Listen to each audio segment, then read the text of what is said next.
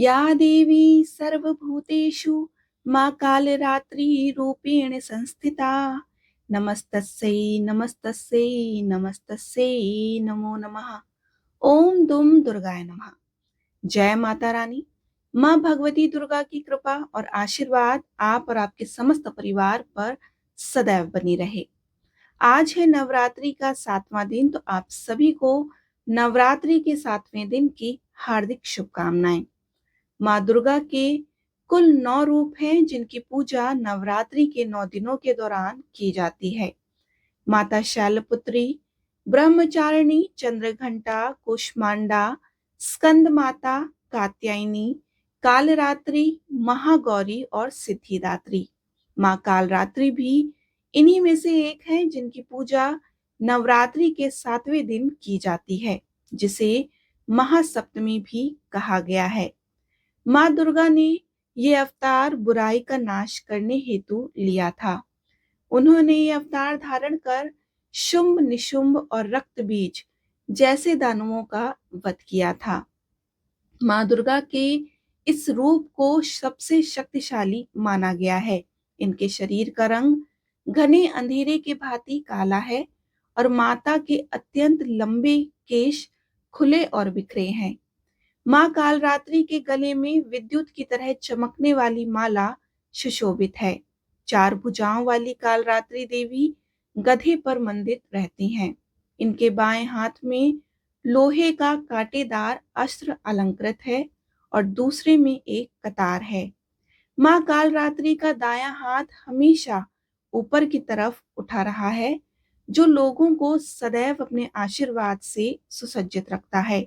उनका निचला हाथ भक्तों को आश्वासन देने के लिए कि माता के संरक्षण में भय मुक्त होकर आप रह सकते हैं।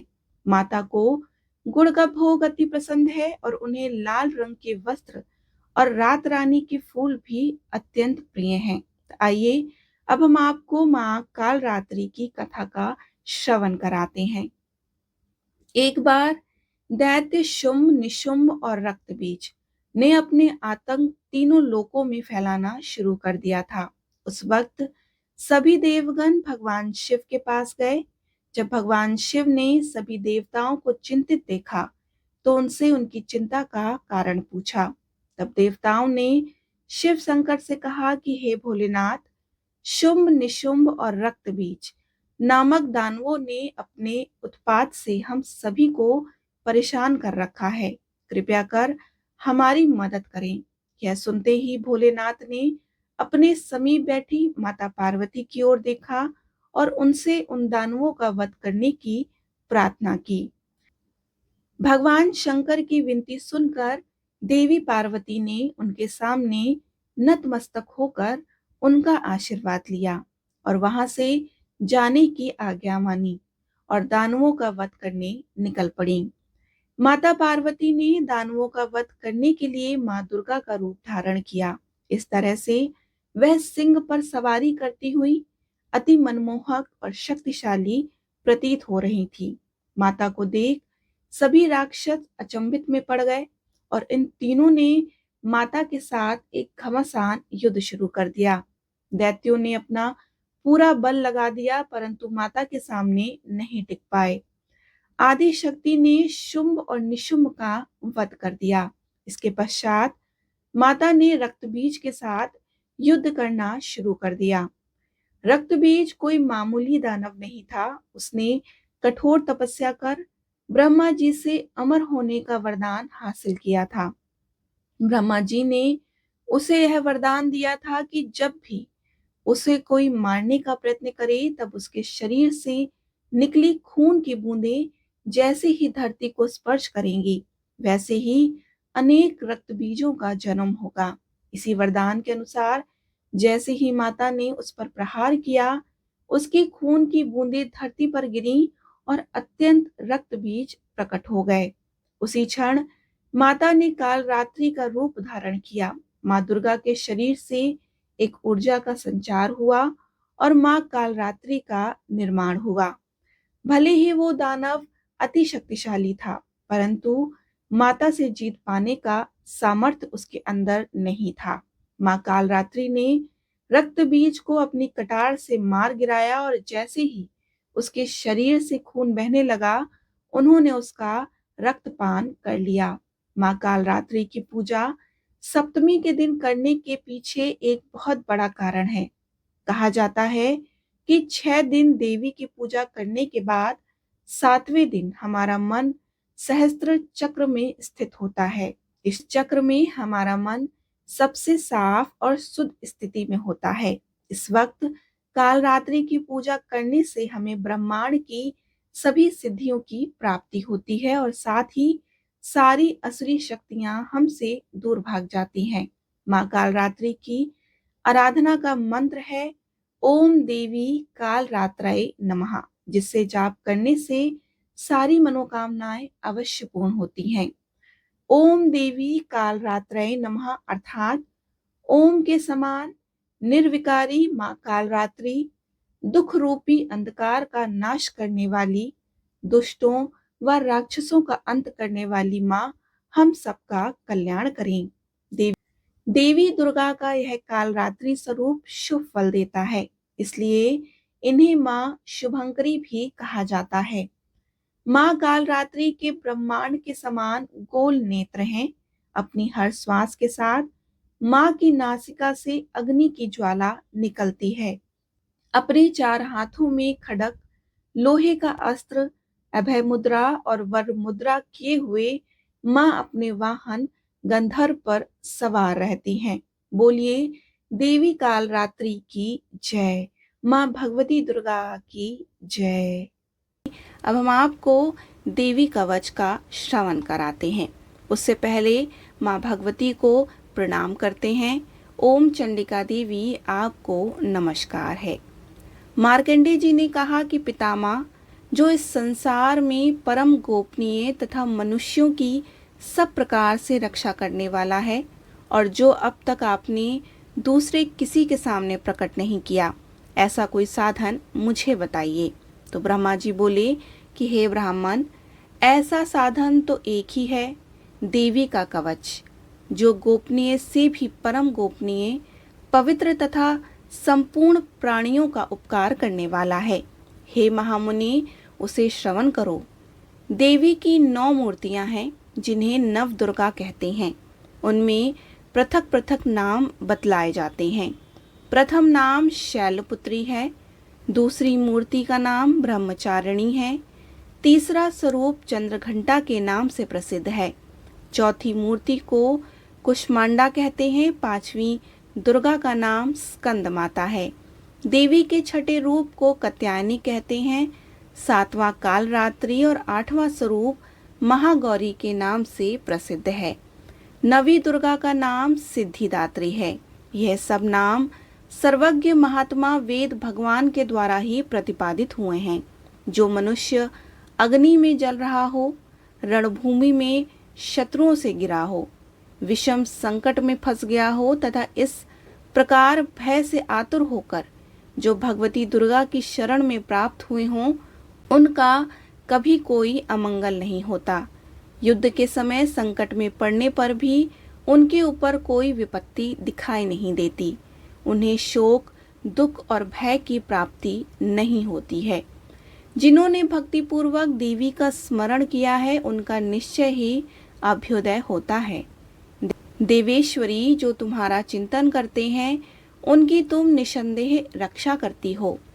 चामुंडा देवी प्रेत पर आरूढ़ होती हैं, वराही भैंसे पर सवारी करती हैं, इंद्री का वाहन एरावत हाथी है, वैष्णवी देवी गरुड़ पर ही आसन जमाती हैं, माहेश्वरी वृषभ पर आरूढ़ होती हैं, कौमारी का वाहन मयूर है, भगवान विष्णु की प्रियतमा लक्ष्मी देवी कमल के आसन पर विराजमान हैं और हाथों में कमल धारण किए हुए हैं।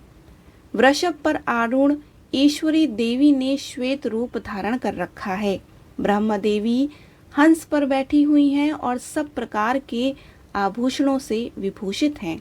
इस प्रकार ये सभी माताएं सब प्रकार की योग शक्तियों से संपन्न हैं और इनके सिवा और भी बहुत सी देवियां हैं जो अनेक प्रकार के आभूषणों की शोभा से युक्त तथा नाना प्रकार के रत्नों से सुशोभित हैं। ये संपूर्ण देवियां क्रोध में भरी हुई हैं और भक्तों की रक्षा के लिए रथ पर बैठी दिखाई देती हैं। ये शंख, चक्र, गदा, शक्ति, हल और मूसल, खेटक और तोमर, परशु तथा पाशु, कुंद और त्रिशूल एवं उत्तम शांग्र, धनुष आदि अस्त्र शस्त्र अपने हाथों में धारण करती हैं। दैत्यों के शरीर का नाश करना, भक्तों को अभयदान देना और देवताओं का कल्याण करना, यही उनकी शस्त्र धारण करने का उद्देश्य है। कवच आरंभ करने से पहले इस प्रकार प्रार्थना करनी चाहिए। महान रौद्र रूप, अत्यंत घोर पराक्रम, महाबल और महान उत्साह वाली देवी, तुम महान भय का नाश करने वाली हो, तुम्हें नमस्कार है। तुम्हारी ओर देखना भी कठिन है। शत्रुओं का भय बढ़ाने वाली जगदम्बिके, मेरी रक्षा करो। पूर्व दिशा में ऐन्द्री मेरी रक्षा करें।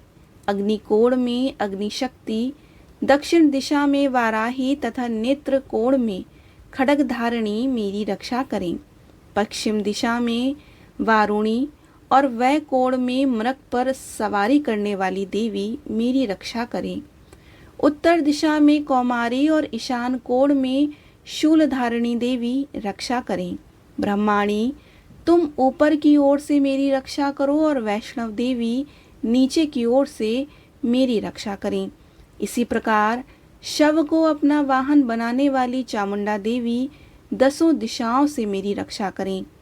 जया आगे से, विजया पीछे की ओर से मेरी रक्षा करें। वाम भाग में अजिता और दक्षिण भाग में अपराजिता रक्षा करें। उद्योतनी शिखा की रक्षा करें। उमा मेरे मस्तक पर विराजमान होकर रक्षा करें। ललाट में मालाधारी रक्षा करें और यशस्विनी देवी मेरे भवों का संरक्षण करें। भवों के मध्य भाग में त्रिनेत्रा और नथनों में यमघंटा देवी रक्षा करें।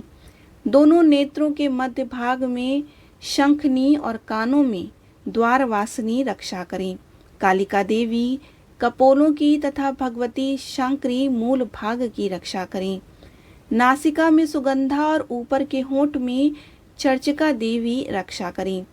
नीचे की होंठ में अमृत कला तथा जिह्वा में सरस्वती देवी मेरी रक्षा करें। कौमारी दांतों की ओर और चंडिका कंठ प्रदेश की रक्षा करें।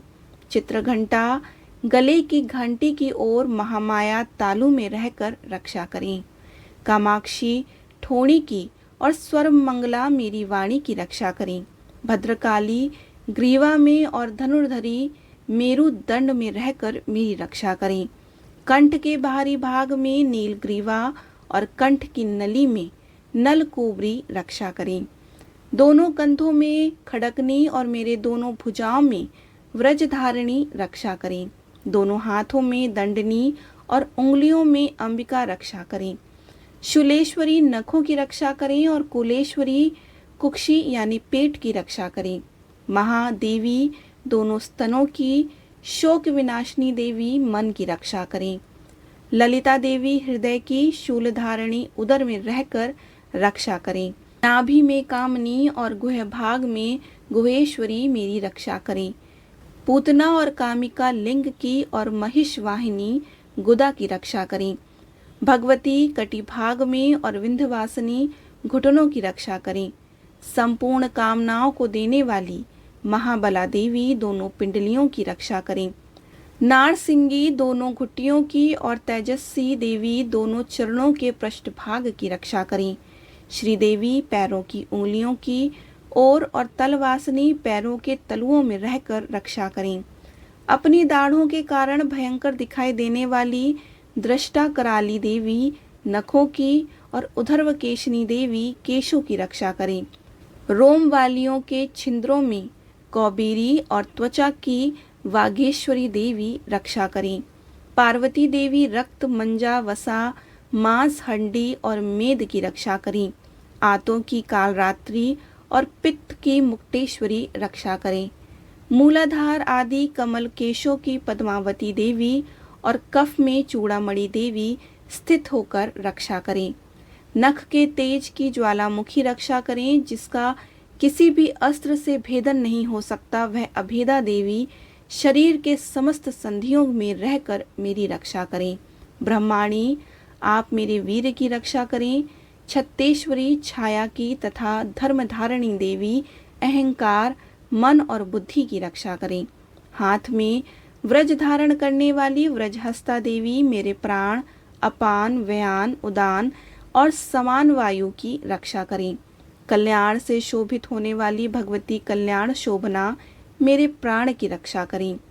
रस, रूप, गंध, शब्द और स्पर्श, इन विषयों का अनुभव करते समय योगिनी देवी रक्षा करें तथा सत्वगुण, रजोगुण, तमोगुण की रक्षा सदा नारायणी देवी करें। वाराही आयु की रक्षा करें, वैष्णवी धर्म की रक्षा करें तथा चक्रणी देवी यश, कीर्ति, लक्ष्मी, धन तथा विद्या की रक्षा करें। इंद्राणी, आप मेरे गोत्र की रक्षा करें। चंडिके, तुम मेरे पशुओं की रक्षा करो। महालक्ष्मी, पुत्रों की रक्षा करो और भैरवी, पत्नी की रक्षा करें। मेरे पथ की सुपता तथा मार्ग में क्षेम करी रक्षा करें और राजा के दरबार में महालक्ष्मी रक्षा करें तथा सब और व्याप्त रहने वाली विजया देवी संपूर्ण भयों से मेरी रक्षा करें। देवी, जो स्थान कवच में नहीं कहा गया अतएव रक्षा से रहित है, वह सब तुम्हारे द्वारा सुरक्षित हो, क्योंकि तुम विजयशालिनी, पापनाशिनी हो। यदि अपने शरीर का भला चाहे तो मनुष्य बिना कवच के कहीं एक पग भी ना जाए। कवच का पाठ करके ही यात्रा करे। कवच के द्वारा सब ओर से सुरक्षित मनुष्य जहाँ जहाँ भी जाता है वहाँ वहाँ उसे धन लाभ होता है तथा संपूर्ण कामनाओं की सिद्धि करने वाली विजय की प्राप्ति होती है। वह जिस जिस अभिष्ट वस्तु का चिंतन करता है उसको निश्चय ही प्राप्त कर लेता है। वह पुरुष इस पृथ्वी पर तुलना रहित महान ऐश्वर्य का भागी होता है। कवच से सुरक्षित मनुष्य निर्भय हो जाता है। युद्ध में उसकी पराजय नहीं होती तथा वह तीनों लोकों में पूजनीय होता है।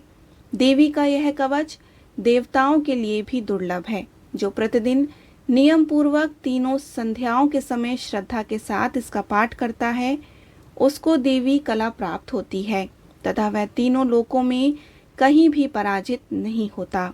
इतना ही नहीं, वह अपमृत्यु से रहित हो 100 से भी अधिक वर्षों तक जीवित रहता है। मकरी, चेचक और कोढ़ आदि उसकी संपूर्ण व्याधियां नष्ट हो जाती हैं। कनेर, भांग, अफीम, धतूरे आदि तथा स्थावर विष, सांप और बिच्छू आदि के काटने से भी चढ़ाया हुआ जगम विष तथा अहिफेम और तेल के संयोग आदि बनने वाले कृत्रिम विष, ये सभी प्रकार के विष दूर हो जाते हैं। उनका कोई भी असर नहीं होता। इस पृथ्वी पर मारण, मोहन आदि जितने भी अभिचारिक प्रयोग होते हैं तथा इस प्रकार के जितने मंत्र यंत्र होते हैं वे सब इस कवच को हृदय में धारण कर लेने पर उस मनुष्य को देखते ही नष्ट हो जाते हैं। ये ही नहीं, पृथ्वी पर विचरने वाले ग्राम देवता, आकाशचारी देव, विशेष जल के संबंध से प्रकट होने वाले गण, उपदेश मात्र से सिद्ध होने वाले निम्न कोटि के देवता, अपने जन्म के साथ प्रकट होने वाले देवता, कुल देवता, कंठमाला, डाकनी, शाकनी, अंतरिक्ष में विचरने वाली अत्यंत बलवती भयानक डाकनियां, ग्रह, भूत, पिशाच, यक्ष, गंधर्व, राक्षस, ब्रह्म राक्षस, बेताल, कुष्मांड तथा भैरव आदि अनिष्ट कारक देवता भी हृदय में कवच धारण किए रहने पर उस मनुष्य को देखते ही भाग जाते हैं। कवचधारी पुरुष को राजा के समान वृद्धि प्राप्त होती है। यह कवच मनुष्य के तेज की वृद्धि करने वाला और उत्तम है। कवच का पाठ करने वाला पुरुष अपनी कीर्ति से वशीभूत भूतल पर अपने सुयश के साथ वृद्धि को प्राप्त होता है। जो पहले कवच का पाठ करके उसके बाद सप्तशती चंडी का पाठ करता है उसकी जब तक वन, पर्वत और वनों सहित यह पृथ्वी टिकी रहती है तब तक यहाँ पुत्र, पौत्र आदि संतान परंपरा बनी रहती है। फिर देह का अंत होने पर वह पुरुष भगवती महामाया के प्रसाद से उस नित्य परम पद को प्राप्त हो जाता है जो देवताओं के लिए भी दुर्लभ है। सुंदर दिव्य रूप धारण करता है और कल्याण में शिव के साथ आनंद का भागी होता है। देवी कवच संपूर्ण हुआ। बोलिए माँ भगवती दुर्गा की जय। चंडिका देवी की जय।